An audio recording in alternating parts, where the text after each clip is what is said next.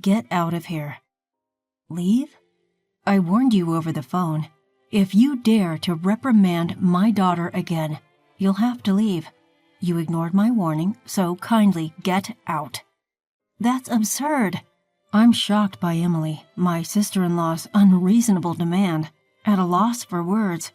Seeing me silent, Emily continues her tirade. "You're just my brother's wife, an outsider. Stop pretending to be part of our family." Hearing these words from Emily shatters something inside me. I had endured Emily's verbal abuse and her daughter Olivia's selfishness, thinking they were family. But now all the things I did with their interests at heart have been entirely negated. I have no reason to respect Emily and Olivia anymore. "All right, I'll leave," I reply calmly and start packing. Emily and her daughter Olivia laugh heartily at my situation, but they won't be laughing for long. I think this as I gather my belongings. "My name is Chloe. I live with my husband Ethan and his parents. Ethan had requested from the time he proposed that we live with his parents once we were married. At first I hesitated, but when I met Ethan's parents, I realized they were decent folks who respected boundaries.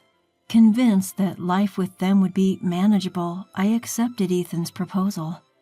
Once we moved in together, my mother-in-law took over all the housework while I worked outside. In turn, I took over the chores when I was at home. We divided the work in the house and everything went smoothly. However, the visits from Ethan's sister Emily were always distressing. Emily has a daughter, Olivia. They frequently visited us, and each time, Emily would take jabs at me relentlessly. "Chloe, can I get a cup of tea? I'm so tired from my part-time job and raising my child. You must be relaxed on your days off at home. I'm so jealous." "Well, I also work when I'm at home." "Oh, the work you do at home is insignificant. I go out to work every day and have a leadership position. Don't compare yourself with me." When it was time for Olivia to find a job, Emily often came over to complain about why Olivia couldn't find one. "Olivia is excellent, just like me. The recruiters who reject her must be blind." Maybe she could broaden her job search? Whenever I tried to give advice, Emily would lash out furiously. "What? What could you, who barely works, know? Shut up." It seems Olivia finally landed a job after most of her classmates did. Olivia and Emily came over to report the good news to my mother-in-law. "Granny, I've got a job. Look." Olivia proudly shows off her job offer letter to my mother-in-law, who smiles contentedly. "Well done, Olivia." "Yeah, I didn't expect to get into such a large company in the end. The interviewer was kind from the start." Next to Olivia, Emily grins broadly.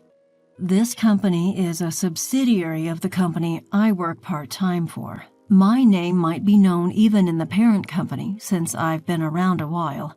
"So I got the job thanks to Mom, huh?" "It could be.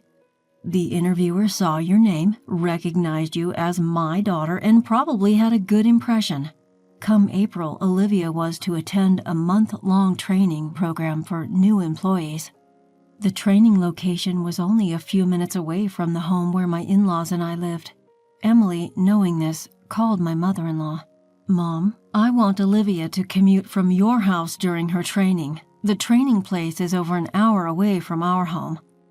"We have a spare room and I don't mind at all. Let me just check with Chloe." "Do you need to ask Chloe?" "Well, but..." "That's your house, right? Chloe is just living there. She won't complain." Thanks to Emily's insistence, I only found out that Olivia would be living with us for a month after everything had been decided. I was a bit puzzled, but there was no reason to oppose Olivia living there. I warmly welcomed Olivia, and our shared life began. Once the training began, Olivia was late 1 out of every 3 days, despite the training location being just a stone's throw away. It seemed that her habit of waking up at a fixed time every morning had completely disappeared due to her relaxed student life. "Grandma, why didn't you wake me up?" I called you many times. If I don't make it in time, calling me doesn't mean anything. Forget it. I'm taking the morning off today. Please call the company and tell them I'm taking half a day off due to poor health. Olivia, you're an adult now. You should be doing such things yourself. If I say I'm too sick to even make a phone call, it'll be more believable. Just do as I say. Taking advantage of my mother-in-law's soft spot for her granddaughter, Olivia had become completely spoiled. Even when she came home from training, Olivia wouldn't do anything for herself. Grandma, I'm tired. Is dinner ready? Welcome back, Olivia. I'm about to make it. What? You're just starting now? Why didn't you have it ready by the time I got home? I'm tired and I want to eat right away. You're so thoughtless. I'm sorry. I'll have it ready soon. Seeing my mother-in-law being pushed around by Olivia, who was probably tired from her first job, I couldn't stand it, and I spoke up. Listen, Olivia, having a warm meal waiting for you when you come home isn't something to be taken for granted. Why don't you show some appreciation to Grandma? Why do I have to listen to you, Chloe? You're not even family. Stay out of it. Not family? I married Ethan, so I am part of your family, Olivia. Family? Mom said, Chloe is my brother's wife, so she's an outsider. Then let me tell you, as a senior member of the workforce, Olivia, that you should take more responsibility for yourself. Waking up on time to avoid being late is a basic rule of being an adult. A senior in the workforce. Chloe, you're not even going to work every day. Wait till you're actually working hard like me or Mom before you start acting all high and mighty. Olivia seemed to completely ignore what I was saying. Then one day, when I returned home from work, I could hear Olivia's loud voice coming from the living room. What do you mean you're going out? It's unacceptable that there's no dinner when I come home exhausted. I'm sorry, but we're looking forward to our theater outing that day. Your theater outings are just fun and games. I have work. You need to cancel it. Apparently, my in-laws had informed Olivia that they were going to the theater next week and wouldn't be able to cook dinner, and this had infuriated her. I was well aware that my mother-in-law had been looking forward to this day at the theater for quite some time. However, I was worried that if things kept going this way, they might feel compelled to cancel their plans to avoid upsetting Olivia. So I hurriedly proposed a solution. Since you've been looking forward to this, you should go. I'll take care of Olivia's dinner that day. My in-laws seemed thrilled by my suggestion, but they quickly began to worry. But isn't that a work day for you, Chloe?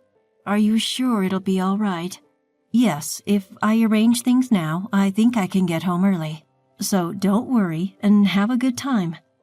On the day of the theater outing, I left work early to come home. My in-laws happily left for their event. After seeing them off, I did some shopping for dinner and waited for Olivia's return. As always, as soon as Olivia came home, she lay down on the couch and waited for dinner. Oh, I'm hungry. Chloe, hurry up and get cooking. Olivia, let's cook together today. At my words, Olivia jumped up from the couch. What? What do I have to do? Isn't it natural to cook your own food? No way. I've been at work. I'm not doing housework when I'm tired. I've been working too. I've got the ingredients. Can't you just help me out? You, Chloe, can come home whenever you want from your easy job, and me, who has to go at a set time every day, are not the same. Just hurry up and make it by yourself. The fact that I was able to come home early today was a result of painstakingly adjusting my work schedule. But I doubted that Olivia would understand that. Swallowing my anger, I calmly tried to reason with her. Listen, Olivia, I'm not asking you to help me because I find it bothersome to cook alone. I want you to understand what it means to be a responsible adult. What? I don't need your interference. After letting the grandparents go out without asking me, you're giving me a lecture, which is super annoying. Olivia then stood up. visibly irritated, and started dialing on her phone. "Mom, listen to this. Chloe keeps nagging me and she won't even cook dinner." She unloaded her complaints about me to her mother, Emily. Once she had said her piece, she handed me the phone with a triumphant smile. "Mom wants to talk to you, Chloe." As I took the phone, Emily shouted at me angrily. "Listen here, who do you think you are? Talking to my daughter like that as my son's wife? If you continue to cause problems for my daughter, I'm going to ask you to leave that house." "It's not about causing problems. All I wanted to do was impart some sense of responsibility to Olivia as a working adult." "So you're trying to lecture on being a responsible adult, Chloe? You're not even a full-time employee. How can someone who is hardly needed by the company afford to be so cocky?" "How can you say I am not needed, Emily?" "When you've been around as long as I have, you can tell at a glance who's capable and who's not. I've made sure to see off many a deadweight." Then, without a second thought, Emily added, "Just go and prepare dinner for my daughter," and hung up the phone. Olivia, sitting next to me, smirked as she looked my way.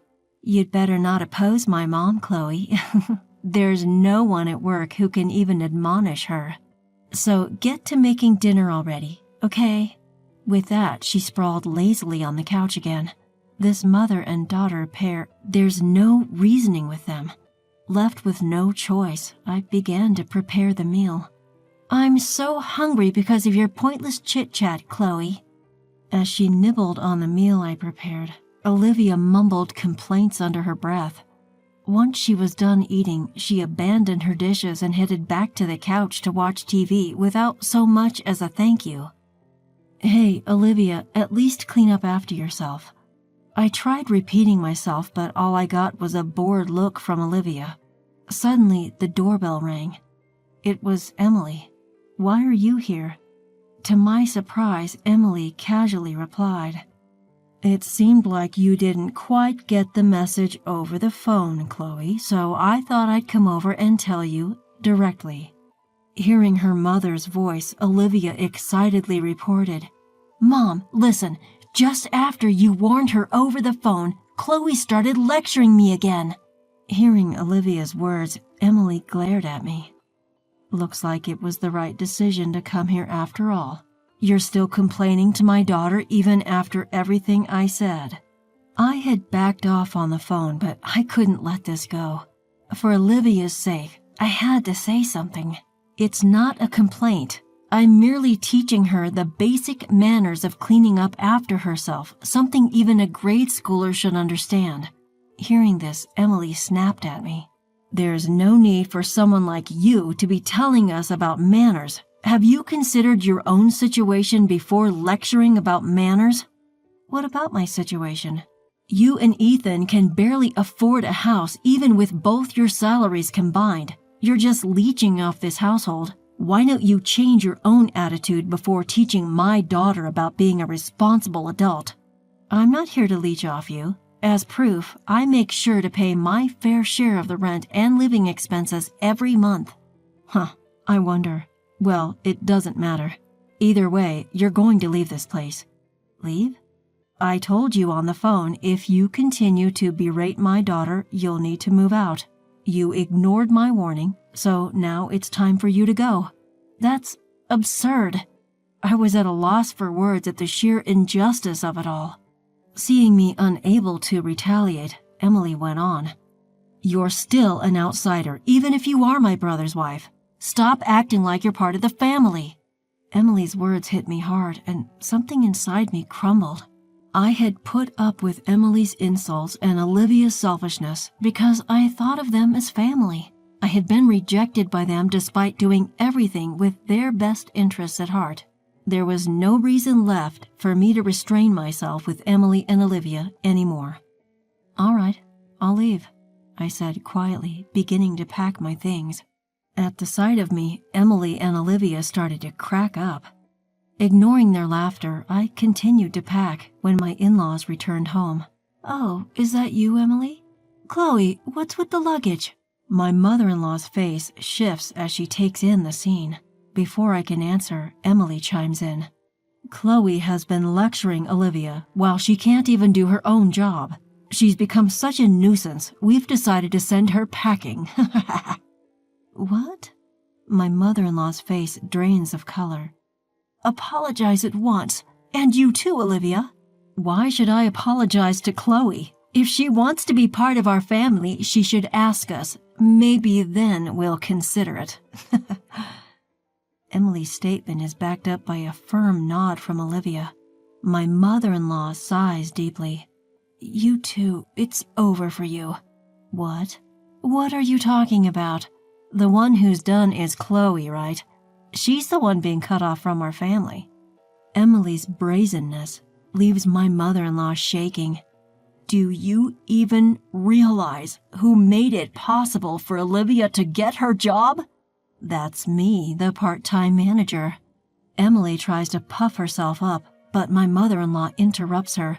No, it's not like that at all. It's because Chloe, who's an executive at the corporate office, recommended her to human resources. Well, that's a lie. Chloe barely does anything. She's home half the week. Facing the confrontational Emily, I reveal the truth. I often attend executive meetings online, so I work from home. Then, did Chloe really get Olivia her job? I really wanted Olivia to find a job on her own, but she begged me for help. Why didn't you say anything? I wanted Olivia to start at the same place as everyone else, to work without any advantages. It was better for her not to know that I was an executive at her company.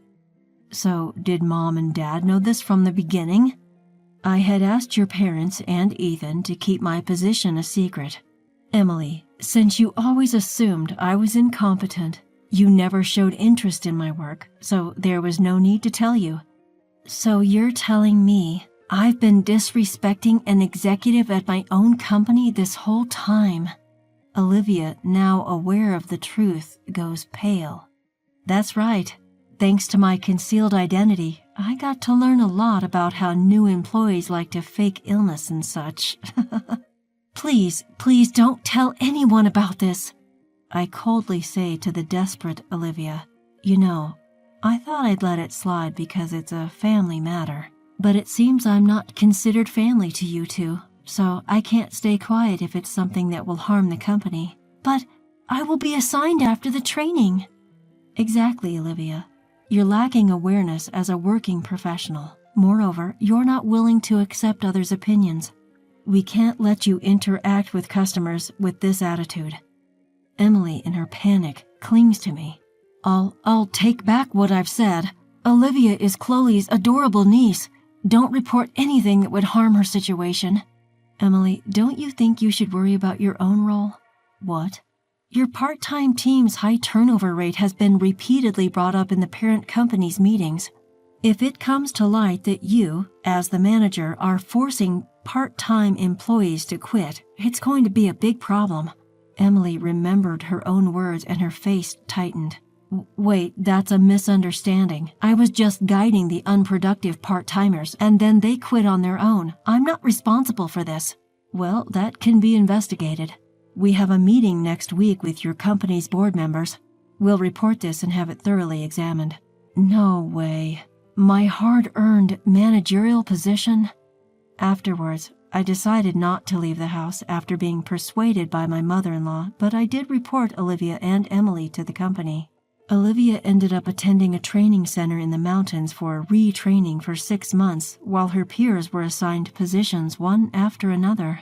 It seems she was thoroughly drilled on the basics of being a professional. Emily's workplace underwent an audit at my direction.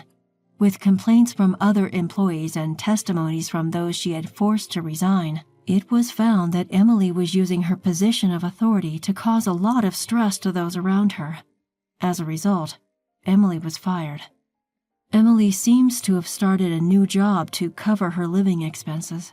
However, since she's only ever worked at one place before, she's having a hard time getting the hang of her new job. Despite this, she still acts high and mighty and seems to be on the verge of getting fired from her new job as well. At this rate, her life will likely continue to be difficult. On the other hand, I continue to live peacefully, sharing household chores with my in-laws as usual.